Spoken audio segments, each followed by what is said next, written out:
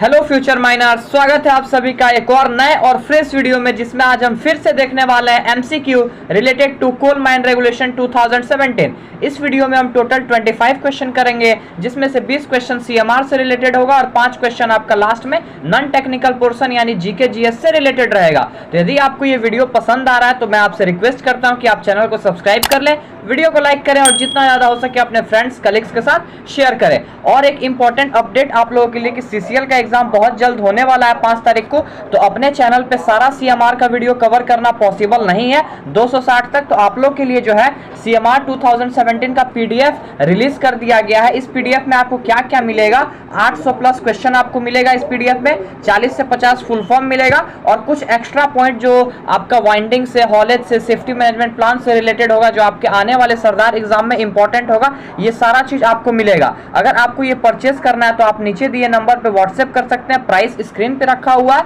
आप मेल भी कर सकते हैं, मैं आपको जल्द से जल्द रिप्लाई करूंगा। मैं ये रिकमेंड करता हूं कि आप ये ले लीजिए, इससे आपको बहुत ही ज्यादा हेल्पफुल होने वाला है ये आने वाले आपके माइनिंग सरदार WCL, SCCL और CCL एग्जाम के पॉइंट ऑफ व्यू से। चलिए अब हम देखते हैं आज का अपना पहला क्वेश्चन। पहला क्वेश्चन हमारा है, dash solve provide every overman with a tracing up to date of last survey. Simple सा लॉजिक समझिए कि ओवरमैन को ट्रेसिंग कौन प्रोवाइड कराता है, up to dated tracing last survey तक का, मैनेजर, शिफ्ट इंचार्ज, RIM या फिर CM। इसका जो राइट ऑप्शन होगा वो होगा ऑप्शन नंबर ए, मैनेजर। मैनेजर का ये रिस्पॉन्सिबिलिटी है कि वो ओवरमैन को क्या प्रोवाइड कराए, एक ट्रेसिंग प्रोवाइड कराए, जिसको हम लोग ओवरमैन हैंड प्लान बोलते हैं। ठीक है, क्वेश्चन नंबर 2 देखते हैं। In case of winding in sinking shaft, question ध्यान से समझिएगा, ये सिंकिंग शाफ्ट है, नॉर्मल वाइंडिंग का केस नहीं है। सिंकिंग शाफ्ट के केस में जो कोड ऑफ सिग्नल का प्रिंटेड कॉपी होता है उसको हम लोग कहाँ कहाँ पोस्ट करके रखेंगे, टॉप ऑफ शाफ्ट में रखेंगे, बॉटम ऑफ शाफ्ट में रखेंगे, या फिर दोनों जगह रखेंगे, या फिर वाइंडिंग इंजन रूम में रखेंगे, या फिर ऑप्शन नंबर ई है A एंड D यानी कि टॉप ऑफ शाफ्ट और वाइंडिंग इंजन रूम, या फिर ऑप्शन नंबर F है B और D यानी बॉटम ऑफ शाफ्ट और वाइंडिंग इंजन रूम। इसका जो राइट आंसर होने वाला है वो होगा option number E, A and D, top of shaft और वाइंडिंग इंजन रूम। यही यहाँ पे अगर सिंकिंग शाफ्ट नहीं होता, नॉर्मल वाइंडिंग पूछा जाता, तो क्या होता, top of shaft, bottom of shaft, inset और वाइंडिंग इंजन रूम। ठीक है, बढ़ते हैं क्वेश्चन नंबर 3 की तरफ। क्वेश्चन नंबर 3 सरदार की ड्यूटी से एक तरह से बोलिए तो रिलेटेड है।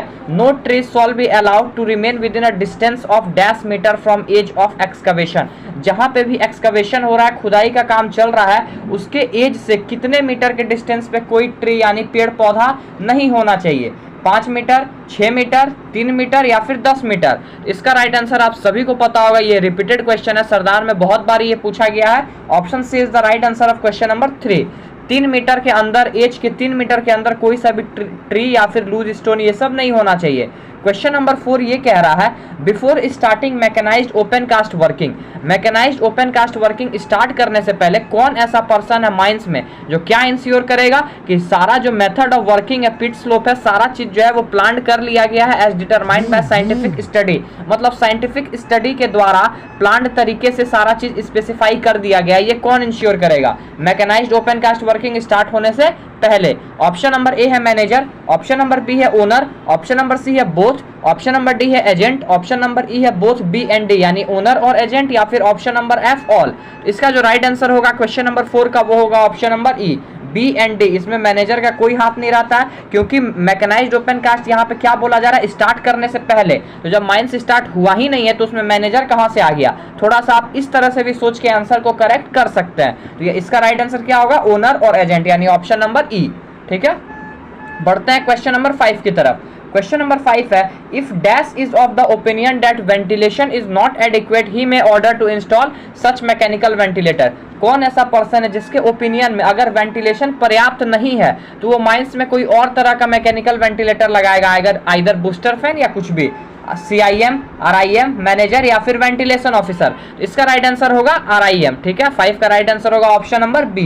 RIM के ओपिनियन में अगर वेंटिलेशन जो है, हवा जो है वो एडिक्वेट सही मात्रा में नहीं पहुंच पा रहा है तो वो क्या करेगा, ऑर्डर देके एक दूसरा मैकेनिकल वेंटिलेटर इंस्टॉल कराएगा। क्वेश्चन नंबर 6 देखते हैं। क्वेश्चन नंबर 6 है, ventilation stopping should be examined once in every. Ventilation stopping को हम लोग एक बार कम से कम कितने दिन में एग्जामिन करेंगे, 14 दिन, 30 दिन, 7 दिन या फिर 60 दिन। इसका राइट आंसर होगा ऑप्शन नंबर ए 14 दिन। ठीक है, 14 दिन में एक बार एयर क्रॉसिंग हो गया, वेंटिलेशन स्टॉपिंग हो गया, डोर हो गया, ये सब का जांच 14 दिन में एक बार किया जाता है। क्वेश्चन नंबर 7 है assistant manager shall examine FSL once in. Assistant manager या फिर मैनेजर के द्वारा एफएसएल का जो जांच होता है वो कितने दिन में कम से कम एक बार होता है? 14 दिन, 7 दिन, 30 दिन या फिर 60 दिन। इसका राइट आंसर होगा ऑप्शन नंबर बी। ठीक है, 7 दिन में एक बार कम से कम असिस्टेंट मैनेजर क्या करेगा? फ्लेम सेफ्टी लैम्प का थोरोली एग्जामिनेशन करेगा। बढ़ते हैं क्वेश्चन नंबर 8 की तरफ। No person shall be appointed as a competent person under regulation number 179 unless he holds dash certificate. कोई भी पर्सन 179 रेगुलेशन के तहत कंपिटेंट पर्सन नियुक्त नहीं किया जाएगा जब तक उसके पास कौन सा सर्टिफिकेट ना हो। अब आप याद कीजिए, दिमाग में रिमाइंड कीजिए कि रेगुलेशन 179 है क्या। उसके बाद आप ये सोचिए कि 179 में बोला क्या गया है, किस सर्टिफिकेट के बारे में बोला गया है। क्वेश्चन नंबर 8 का आंसर मैं आपको नहीं बताने वाला हूं, इसका आंसर आप लोग मुझे कमेंट सेक्शन में दीजिएगा। मैनेजर सर्टिफिकेट होना चाहिए, ओवरमैन होना चाहिए, गेस्ट टेस्टिंग होना चाहिए, या फिर ऑप्शन नंबर डी तीनों होना चाहिए, या फिर ऑप्शन नंबर ई तीनों में से कोई भी एक होना चाहिए। ठीक है, क्वेश्चन नंबर 8 का आंसर आप मुझे कमेंट सेक्शन में जरूर बताइएगा। क्वेश्चन नंबर 9 की तरफ बढ़ते हैं। Pricker should be made up of only. Pricker जो होता है, जो हम लोग ब्लास्टिंग के टाइम यूज करते हैं, वो किस चीज का बना हुआ होना चाहिए? वुड का, नॉन फेरस मेटल का, या फिर बोथ दोनों का बन सकता है, या फिर ऑप्शन नंबर डी ब्रास का। तो इसका जो राइट आंसर होगा वो होगा ऑप्शन नंबर सी बोथ, यानी वुड और नॉन फेरस मेटल का प्रिकर बना हुआ रहता है। अब शॉर्ट फायरिंग एपरेटस में ब्रास मटेरियल का कौन सा क्या चीज बना हुआ रहता है? ब्रास मटेरियल का। ये आप मुझे कमेंट सेक्शन में इसका आंसर जरूर दीजिएगा। इसका भी आंसर आपको रेगुलेशन में मिल जाएगा। आपके कमेंट से मुझे ये पता चलेगा कि आप मेरे वीडियोस को सिंसियरली देख रहे हैं या आप सीएमआर को सिंसियरली फॉलो कर रहे हैं। क्वेश्चन नंबर 10 देखते हैं। In case of disputed boundary. Disputed boundary मतलब विवादित बाउंड्री। ऐसा कोई बाउंड्री है जो ये माइंस का ओनर बोल रहा है मेरा है, सामने वाला माइंस का ओनर बोल रहा है कि मेरा है। ऐसा कोई अगर विवादित बाउंड्री है तो उस बाउंड्री के कितने मीटर के अंदर, ठीक है, कोई सा भी वर्क नहीं किया जाएगा in case of open cast? 750 metre, 7.5 feet, या फिर 7.5 सेंटीमीटर, या फिर 7.5 मीटर। इसका राइट आंसर सभी को पता होगा। आई थिंक जनरल क्वेश्चन है ये, ऑप्शन नंबर डी होगा करेक्ट आंसर। 7.5 मीटर के इधर अगर डिस्प्यूटेड बाउंड्री है तो कोई सा भी काम नहीं किया जाएगा। ठीक है, क्वेश्चन नंबर 11 देखते हैं। Dash will by an order in writing require some addition और alteration in winding installment. Winding installation हो गया, हमने सीआईएम और आरआईएम को नोटिफिकेशन दे दिया, मतलब नोटिफाई कर दिया कि वाइंडिंग इंस्टॉलेशन हुआ है। अब कौन ऐसा पर्सन है जो उस वाइंडिंग जो अरेंजमेंट है उसमें कुछ और चेंज कर सकता है? मतलब बोलेगा कि ये चीज इसमें छूटा हुआ है, आप ये चीज और इसमें ऐड कीजिए। सीआईएम, आरआईएम, मैनेजर, या फिर तीनों में से कोई भी, ऑल। ठीक है, तो इसका राइट आंसर होगा ऑप्शन नंबर ए। ठीक है, सीआईएम साहब जो है कभी भी ऐसा उसमें कुछ ऑर्डर देके चेंज करा सकते हैं, एडिशन उसमें कर सकते हैं वाइंडिंग इंस्टॉलेशन में। क्वेश्चन नंबर 12 प्लान से रिलेटेड है। Which of this plan shows subsidence and building on surface. Surface पे सब्सिडांस और बिल्डिंग कौन सा प्लान शो करता है? कौन सा प्लान में हम लोग दिखाते हैं? अंडरग्राउंड प्लान, सरफेस प्लान, या फिर वाटर डेंजर प्लान। इसका जो राइट आंसर होगा वो होगा option number B surface plan. यहाँ यहीं से आप अगर क्वेश्चन ध्यान से समझे होंगे, बिल्डिंग ऑन सरफेस है, सरफेस का सारा चीज हम लोग सरफेस प्लान में ही दिखाएंगे, अंडरग्राउंड प्लान और वाटर डेंजर प्लान में तो दिखाएंगे नहीं। तो कोई कोई क्वेश्चन में ही आपको आंसर का हिंट मिल जाएगा अगर क्वेश्चन को आप अच्छे तरीके से पढ़ेंगे तो। क्वेश्चन नंबर 13 है। Dash will provide adequate number of survey instrument to surveyor. कौन ऐसा पर्सन है जो सर्वेयर को एडिक्वेट नंबर मतलब पर्याप्त मात्रा में सर्वे इंस्ट्रूमेंट प्रोवाइड कराएगा ताकि वो अपना सर्वे का जो काम है वो सही तरीके से एक्यूरेसी से कर सके? ओनर, एजेंट, बोथ, मैनेजर, या फिर ऑल। इसका राइट आंसर होगा option number C both, owner और एजेंट। इसमें भी मैनेजर का कोई हाथ नहीं रहता। ओनर और एजेंट ये इंश्योर करेगा कि सर्वेयर को जो है अच्छा सा एक एडिक्वेट सर्वे इंस्ट्रूमेंट प्रोवाइड कराया जाए। क्वेश्चन नंबर 14 की तरफ बढ़ते हैं। क्वेश्चन नंबर 14 है हमारा।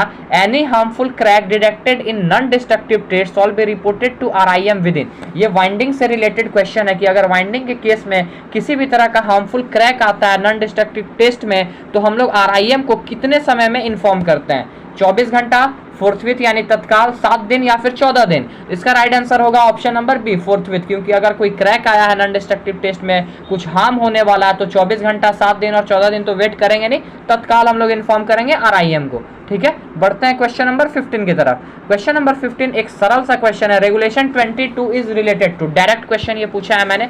रेगुलेशन 22 किस टाइटल से रिलेटेड है? Duplicate certificate, suspension of certificate, exchange certificate या फिर number of attempt at examination. इसका जो राइट आंसर होगा वो होगा ऑप्शन नंबर ए, डुप्लीकेट सर्टिफिकेट। डुप्लीकेट सर्टिफिकेट आपको रेगुलेशन नंबर 22 में मिल जाएगा। MVA रिफर्स टू, अब जो MVA है ये क्या होता है, इसका फुल फॉर्म क्या होता है? Mega voltage accuracy, mega viscous ampere, main ventilation accuracy या फिर मेगा वोल्ट एम्पियर। इसका राइट आंसर, बेसिक्स का क्वेश्चन है ये, फिजिक्स का क्वेश्चन है, ऑप्शन नंबर डी होगा राइट आंसर। MVA का मेगा वोल्ट एम्पियर होता है फुल फॉर्म। क्वेश्चन नंबर 17 देखते हैं। क्वेश्चन नंबर 17 है आपका, dash shall appoint such number of competent person as is sufficient to secure during each working shift. कौन ऐसा पर्सन है जो माइंस में sufficient number of competent person या फिर कह लीजिए ऑफिशियल को अपॉइंट करेगा ताकि हर शिफ्ट में काम जो है वो सिक्योरली हो, अच्छे तरीके से हो? ओनर, एजेंट, मैनेजर या फिर ए एंड सी, यानी ओनर और मैनेजर या फिर ऑल। ओनर, एजेंट और मैनेजर तीनों की ये जिम्मेवारी है। इसका राइट आंसर होगा ऑप्शन नंबर ई, ऑल। ओनर, एजेंट और मैनेजर, ठीक है, तीनों की ये जिम्मेवारी है कि वो क्या करे, माइंस में पर्याप्त मात्रा में कॉम्पिटेंट पर्सन ऑफिशियल्स को अपॉइंट कराए।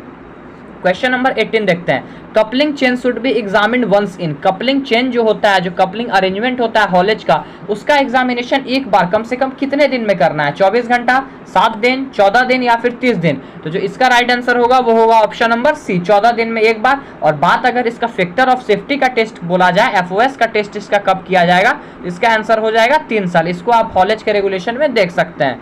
बढ़ते हैं क्वेश्चन नंबर 19 की तरफ। क्वेश्चन नंबर 19 है, two tubs deemed to have in close succession when the distance between them is.